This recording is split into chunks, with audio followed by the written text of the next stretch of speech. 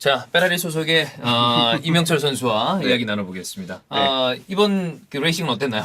이번 레이싱 지금 페라리가 굉장히 저조하고요. 사실 저는 입문자인데, 제 이제 그 트위치에 옥량이님 있죠? 네네. 같이 이제 밥 먹고 하는데 F1에 대해서 추천을 맞아요. F1에 대해서 추천을 해주셔가지고 페라리 입문을 저한테 이제 추천하셨어요. 그래서 얼마 전에 이제 백화점 가서 직접 이거 굿즈도 사고 했는데 아직 뭐 잘은 모르지만 저한테 그런 얘기를 많이 하시더라고요. 고난의 길이 시작된 거다. 어쨌든 빨간색을 좋아해요. 빨간색이 되게 좋아요. 생각해보면 기아 타이거즈도 물론 빨간색이라서 좋아하는 건 아니지만 근데 그거 어쨌든 리버풀. 맞아요. 그리고 뭐 약간 좀 강렬함을 좀 많이 선호하는 편이죠. 강렬한가요? 페라리는 강렬하지 못한 것 같습니다. 자, 파리 생제르맹 얘기를 좀 해보려고 그러는데 단순히 뭐 마카발파랑 뭐 경기 이런 거를 떠나서 요즘 많은 사람들이 주목하고 있는 건 항상 당연히 음바페입니다만 맞아요. 조금 열어놓고 보면 이번 시즌 돌아버린 선수는 이 네이마르입니다. 그리고 메시도 대단한 기록을 또 쓰고 있고 그래서 전체적으로 파리의 최근 상황을 다시 한번 좀 짚어보고 그런 얘기를 하면 좋을 것 같아요. 오늘의 핵심은 M&M 중간 점검입니다. 이 M&M이 아무래도 중요한 이유가 곧 있으면 이제 2달 정도 남았죠? 월드컵. 그죠? 각 나라의 대표예요. 3명의 선수 중에 단 1명도 국적이 겹치지 않고요. 그치. 브라질, 아르헨티나, 그리고 유럽의 프랑스까지. 다 우승 후보권 팀들이라고 볼 수 있는 국가들이죠. 근데 보면 3명 다 지금 경기도 계속 꾸준하게 뛰고 있고 일정은 사실 되게 빡세거든요. 게다가 이번에 원정 간 곳이 무려 이스라엘입니다. 그래. 시즌 중에 3, 4일 간격으로 경기가 펼쳐지는데 이스라엘이 갔다. 쉽지 않죠. 굉장히 쉽지 않은 상황인데 아무래도 이 선수들의 지금 폼이 얼마나 잘 유지되느냐. 그래서 월드컵 때 각 국가에 얼마나 기여할 수 있느냐가 지금 월드컵에 많은 판도를 영향을 줄 수 있거든요. 특히나 리오넬 메시는 마지막 월드컵일 가능성이 큰데 지금 뭐 곳곳에 나오는 기사나 이런 걸 종합해봤을 때 아르헨티나 모든 선수들이 메시와 함께 이번 월드컵에서 트로피를 들어올리기 위해 모든 역량과 이것을 집중하고 있다라는 이야기들이 좀 나왔죠. 맞아요. 워낙 지금 분위기가 좋으니까. 그쵸. 아르헨티나도 그래서 A매치에서도 그래서 괜찮아요. 단단한 모습을 보여주고 있죠. 그런 것처럼 결국 M&M의 중간 점검 계속해서 폼을 좀 살펴보는 거 올 시즌 파리 생제르맹의 가장 큰 볼거리가 될 텐데 사실 이번 경기는 초반 한 30분 정도 계속 부진하긴 했습니다. 3, 4일에 한 번씩 경기하고 있고 이스라엘 원정 약간 사뭇 다르긴 해요. 뭔가 좀 낯선 느낌도 들고 뭔가 좀 열정적이라 이런 느낌도 들고 조금 종류가 다르지만 가끔 그 대표팀 우리 경기 볼 때 아자디 원정이나 중국 원정 갔을 때 그 특유의 느낌과 솔직하게 얘기해 좀 살벌해요. 그 피리 소리 들으면 약간 소름 돋잖아요. 좀 그래. 약간 좀 힘들겠다. 약간 머리 아프다. 뭔가 머리 이런 아프다. 느낌도 들고. 그리고 예전에는 요즘은 그나마 이제 그 중동 국가들도 16대구 화질로 틀어줘서 그렇지. 예전에 한동안 좋지 않은 화질. SD 화질. 4대3 이런 느낌이란 말이야. 정경호급 화질도 아니었던 그 화질로 나와가지고 되게 뿌연 화면에서 경기 보면 되게 막 뭔가 부진하고 답답해. 그런 거 좀 있었죠. 이스라엘도 좀 그런 느낌입니다. 그렇기 때문에 아무래도 이 파리 생제르맹 선수들이 초반 한 30분 정도를 부진을 면치 못했었고요. 선발 기준으로 오늘 음바페, 네이마르가 거의 좀 투톱에 가깝게 시작할 때는 나왔는데 음바페는 주로 왼쪽 넓은 공간으로 빠지고 네이마르는 오른쪽 넓은 공간으로 빠지는 모습을 보여줬습니다. 문제는 둘 다 그 형태에서 좋은 활약을 사실 펼치지는 못했어요. 음바페의 경우는 이 왼쪽 윙으로 거의 좀 빠져있는 상황에서 결정력이 좀 아쉬웠고 초반에 있었던 여러 기회들을 놓치면서 아무래도 경기를 좀 힘겹게 풀게 만드는 빌미를 좀 제공하고 말았고요. 네이마르는 몸이 좀 무거워 보였는데 요즘에 네이마르가 스탯은 여전히 꾸준하게 쌓고 있거든요. 스탯은 굉장히 좋아요. 근데 시즌 극초반에 한 8월에 우리가 보았던 폼과 9월에 접어들면서 보여주고 있는 두세 경기의 폼은 약간의 차이가 있다. 약간 몸이 좀 무거워지긴 했어요.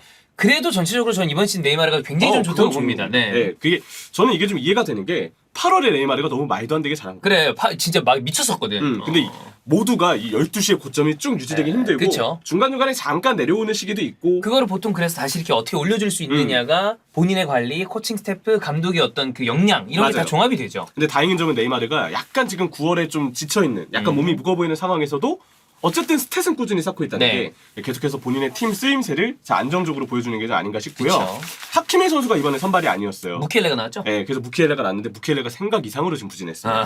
무키엘레가 좀 뭔가 위치 선정도 안 맞고 뭔가 좀 겉도는 모습을 보이면서 센터백 라모스가 좀 뭔가 과부하에 걸린 듯한 느낌이 들었어요. 물론 이제 라모스 본인도 폼이 그렇게 좋은 편은 아니었는데 일단 무키엘레는 공수 양면에서 불안점이 있었고 라모스의 경우는 그래서 볼을 좀 운반하는 도중에 볼을 뺏긴 다음에 결정적인 실점의 비밀을 제공하고 말았죠. 이때만 해도 파리의 경기가 조금 꼬이는 듯 보였습니다.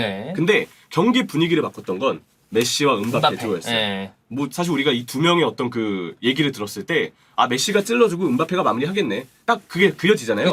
단순하지만 정말 확실한 패턴입니다. 이게 단순하고 다 알아요. 음. 근데 못 막아요. 그렇잖아. 아니, 메시랑 음바페가 어떤 패턴을 가지고 플레이를 했을 때 막을 수 있는 수비 라인 조직은 많지 않죠. 아유, 이걸 어떻게 막습니까? 물론 거기 네. 포체티노를 뿌린다면 얘기가 달라지겠습니다. 그거는 이제 포체티노가 막을 수 있다는 그거는 거죠. 이제 포체티노가 있으면 맞겠네. 약간 이런 느낌이죠. 네. 물론 이번 경기도 초반에는 약간 그때 느낌이 들긴 했는데 예. 그래도 다행히 가이테 감독의 팀은 여전히 안정적으로 굴러가고 있습니다.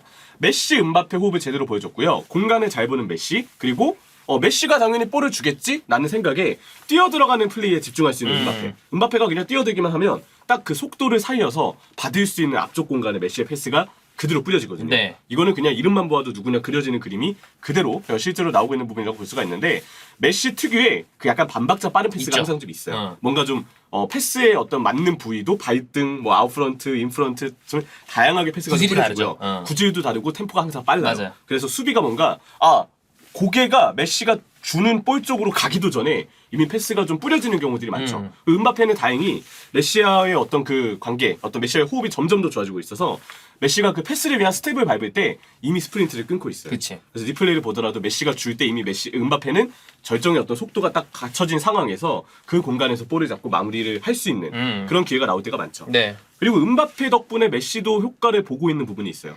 음바페가 확실한 박스 침투를 가져가니까 메시도 예전보다는 기동력이 떨어져 있거든요. 많이 떨어져 있죠. 어쩔 수 없어요. 대신에 본인의 축구력을 그런 데만 쓰면 돼요. 많이 프리메. 뛸 거 없이 천천히 이렇게 보면서 잘 뛰는 후배 있으니까 맞아요. 그거 잘 써먹으면 되거든. 프리메의 역할에만 집중하면 예. 돼요. 그리고 아마 메시의 흔히 얘기하는 그 박스 타격, 네. 약간 좀 역동적으로 뛰는 모습은 아직 뭐 월드컵이 진행된 건 아니지만 제가 볼 때 월드컵 본선에서 많이 볼 수 있을 것 같아요. 저는 비축을 하는 것도 있고 요번 시즌에는 경기에 문득문득 나와요. 맞아요.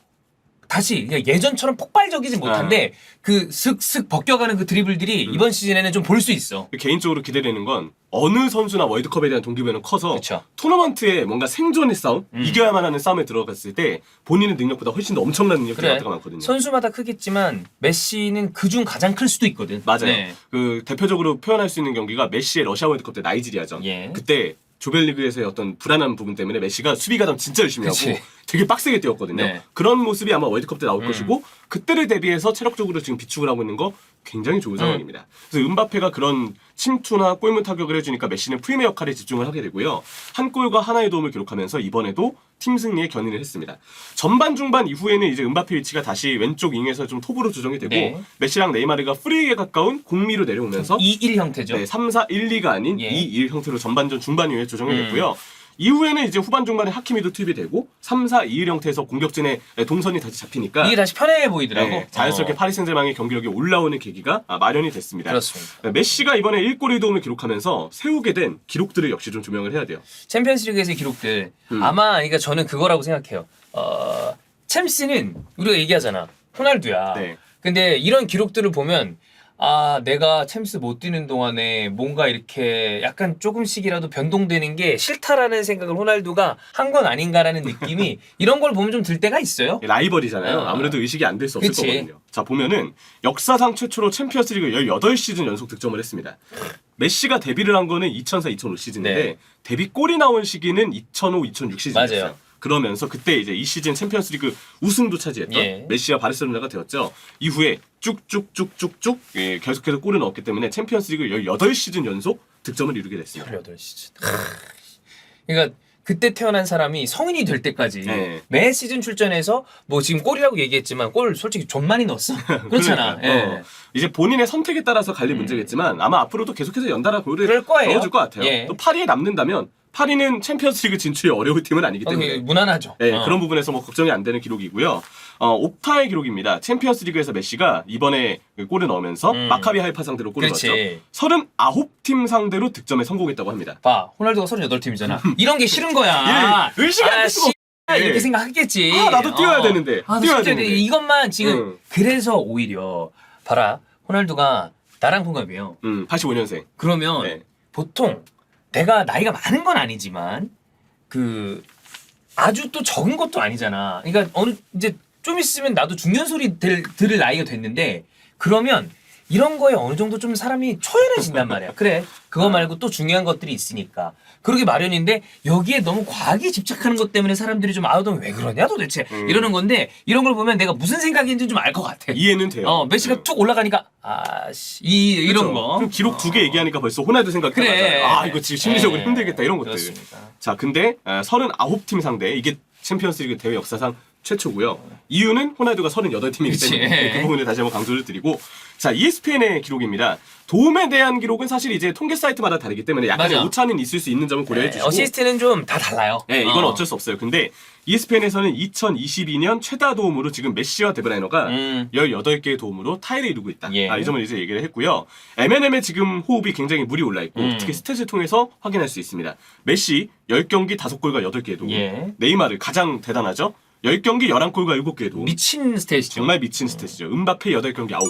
어마어마해. 네, 어마어마합니다. 그래서 파리 생제르맹 경우는 지금 순항 중이고 이들의 활약이 지금 약간 걱정되는 거 그거예요. 네이마르가 지금 이렇게 약간 조금 최근 경기를 부침이 있는 이유는 체력적인 이유도 저는 역시 꼽을 수밖에 없다고 보거든요. 그리고 뭐 당연히 이제 네이마르도 사실 예전보다는 나이가 들었기 때문에 그죠. 어쩔 수 없는 부분도 좀 있는 것 같아요. 앞으로 월드컵까지 계속해서 연달아 클럽팀의 일정을 소화를 해야 되는데 체력적으로 어떻게 잘 관리가 되느냐는 그치. 벌써부터 걱정을 사실 네. 해야 될 문제라고 봅니다. 그렇습니다. 어쨌든 난 이번 시즌 파리 경기를 볼 때마다 네. 다시 한번 진짜 나는 와 네. 파리 팬들이 얼마나 답답했을까. 그러니까요. 뭐 이게 저 같은 경우에도 제어도 이제 이 경기를 보고 또 예. 이제 전에 파리쿵님하고 직접 맞아요, 소통을 맞아요. 해서 파리쿵님의 그 리뷰 글들도 항상 보고 많이 참조를 하고 참고를 얻고 해요. 예. 글의 내용이 달라지고 있어요. 그래 그렇습니다. 그런 것들만 보더라도. 이들이 어떤 식으로 챔피언스리그에서 이제 또 왜냐면 여기도 목표는 챔스예요. 그렇잖아. 네, 그걸 봐야 될 것이고 이 선수들의 조합이 어떻게 월드컵에 월드컵 무대에서 어떻게 보여질지 이것도 이제 굉장히 좀 재밌는 포인트다라고 보면 되겠습니다.